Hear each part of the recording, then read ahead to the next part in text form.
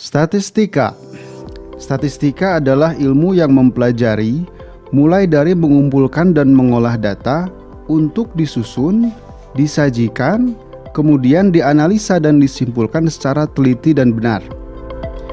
Untuk menyajikan data, biasanya data dibagi dua, yaitu data tunggal dan data berkelompok. Penyajian data tunggal diantaranya, yang pertama tabel. Penyajian data tunggal dalam bentuk tabel biasa disebut frekuensi tunggal karena langsung melibatkan frekuensinya masing-masing. Contohnya, misalkan diberikan data berikut. Akan kita buat dalam bentuk tabel, maka harus dibuat dua kolom. Kolom pertama adalah kolom nilai, sedangkan yang kedua adalah kolom frekuensi. Kolom nilai diisi dengan 9, 12, 17, dan 23. Sedangkan kolom frekuensi menyatakan banyaknya kemunculan nilai tersebut.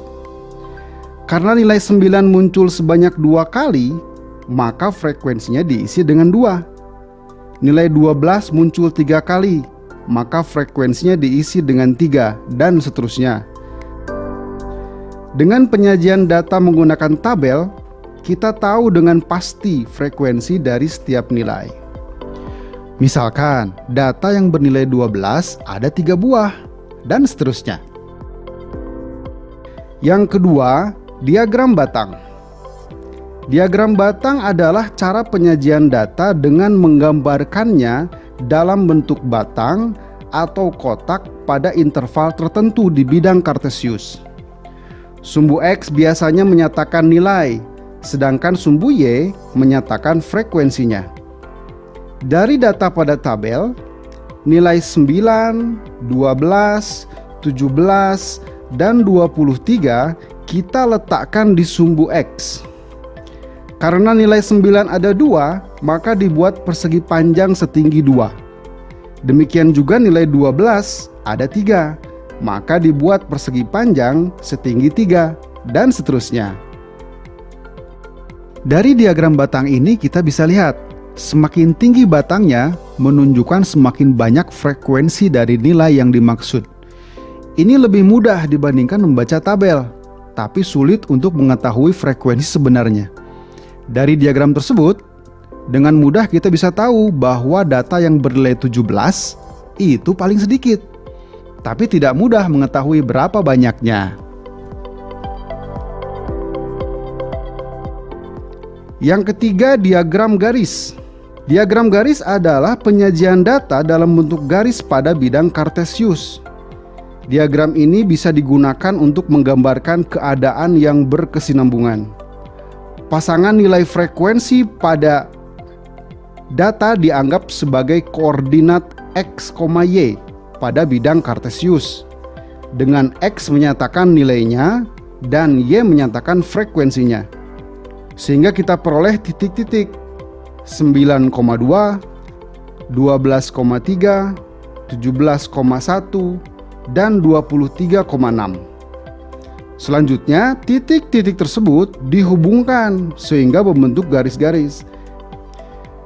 Biasanya diagram garis ini disajikan untuk melihat tren atau kecenderungan perubahan data. Yang keempat, diagram lingkaran. Diagram lingkaran adalah penyajian data dalam bentuk lingkaran. Untuk membuatnya terlebih dahulu kita tentukan besar sudut pusat lingkaran untuk setiap nilai keseluruhan data. Dengan cara sudut A sama dengan banyak A dibagi jumlah seluruh data kali 360 derajat. Dari data dalam tabel diperoleh jumlah seluruh data ada 12. Sehingga untuk menentukan besar sudut pusat lingkaran dari masing-masing nilai adalah sebagai berikut. Sudut nilai 9 sama dengan 2/12 kali 360 derajat sama dengan 60 derajat. Sudut nilai 12 sama dengan 3/12 kali 360 derajat sama dengan 90 derajat. Dan seterusnya. Biasanya setiap nilai diwakili oleh warna yang berbeda. Dengan demikian, diagram lingkarannya adalah sebagai berikut. Ini mirip dengan diagram batang. Secara visual, kita lebih mudah menentukan nilai mana yang paling banyak dengan membandingkan luas potongan lingkaran. Dari diagram tersebut, data yang bernilai 23 itu paling banyak karena luasnya paling besar.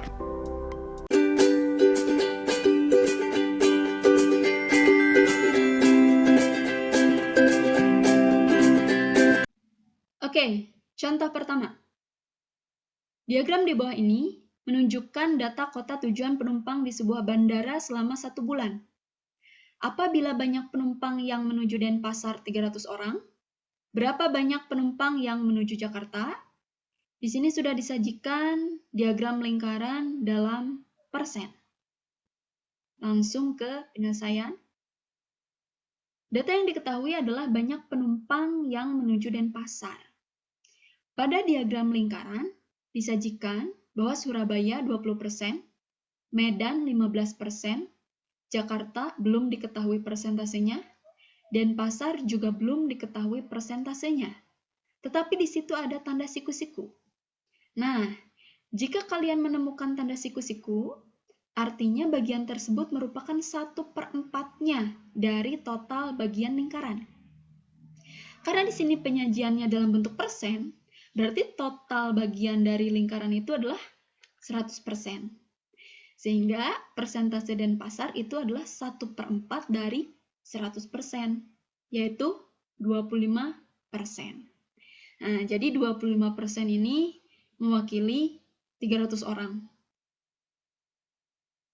Oke, 25% itu kan mewakili 300 orang.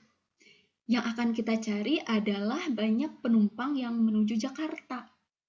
Nah, mudahnya kita cari dulu nih, 1%-nya itu bisa mewakili berapa orang. Bagaimana cara mengubah 25% ke dalam 1%? Caranya adalah, ya kita bagi saja dengan 25. Mengapa? Karena 25 dibagi 25 kan 1. Jadi, diperoleh yang ruas sebelah kirinya itu 1%. Karena yang ruas di sebelah kiri dibagi 25, yang kanan pun harus dibagi dengan bilangan yang sama, yaitu 25. Sehingga diperoleh 300 dibagi 25 adalah 12. Jadi, 1% mewakili 12 orang. Oke, data yang ditanya adalah banyak penumpang yang menuju Jakarta. Sedangkan persentase Jakarta belum kita ketahui nih. Nah, kita cari dulu persentase Jakarta dengan cara total lingkaran itu yang 100% dikurangi dengan persentase yang sudah diketahui, yaitu Surabaya 20%, ditambah Medan 15%, ditambah Denpasar 25%. Sama dengan 100% dikurangi 60%, yaitu 40%. Sebelumnya kan kita sudah tahu nih, 1% itu mewakili 12 orang. Nah, sekarang kalau 40% itu mewakili berapa orang? Caranya bagaimana? Ya mudah saja, 12 orang dikali 40. Itu sama dengan 480. Jadi, banyaknya penumpang yang menuju Jakarta adalah 480 orang.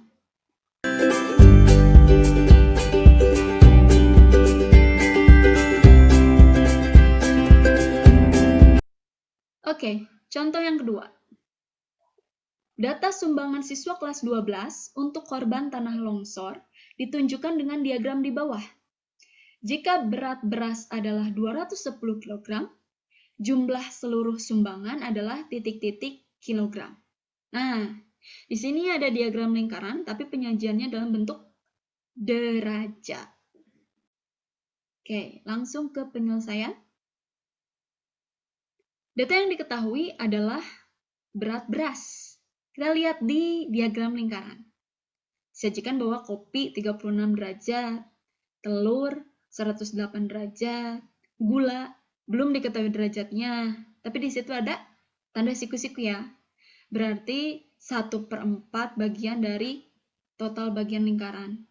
Nah, Hati-hati di sini penyajiannya dalam derajat. Satu lingkaran penuh itu adalah 360 derajat. Jadi, derajat gula sama dengan 1/4 dari 360 derajat. Berapa? 90 derajat. Nah, karena gula sudah diketahui derajatnya, kita bisa mencari derajat si beras. Caranya adalah total bagian lingkaran, yaitu 360 derajat tadi, dikurangi dengan kopi 36 derajat, ditambah telur 108 derajat, ditambah gula 90 derajat. Sama dengan 360 derajat dikurangi 234 derajat. Diperoleh 126 derajat yang mewakili 210 kg. Nah, kita sudah punya modal nih. 126 derajat mewakili 210 kg. Seperti biasa, kita ubah dulu ke dalam 1 derajat. 1 derajat mewakili berapa kilo? Caranya bagaimana? Dibagi saja dengan 126 di ruas kiri dan ruas kanan. Harus sama ya. Nah, di ruas kiri 126 derajat dibagi 126 itu menghasilkan 1 derajat. Sedangkan yang di sebelah kanan 210 dibagi 126 itu tidak bisa dibagi. Jadi solusinya adalah kita perkecil dengan bilangan yang sama. Dibagi berapa? Dibagi 42. Jadi 210 dibagi 42 adalah 5. 126 dibagi 42 adalah 3. Sehingga diperoleh 1 derajat mewakili 5/3 kg. Oke, sekarang ke data yang ditanya nih. Data yang ditanya adalah seluruh sumbangan. Karena seluruh sumbangan berarti 360 derajat. Nah, patokannya adalah kita kan punya 1 derajat itu mewakili 5/3 kg. Kalau kita punya 360 derajat, berapa kilo? Nah, oke, sip. 5/3 saja dikali 360 sama dengan 600. Jadi, jumlah seluruh sumbangan adalah 600 kg.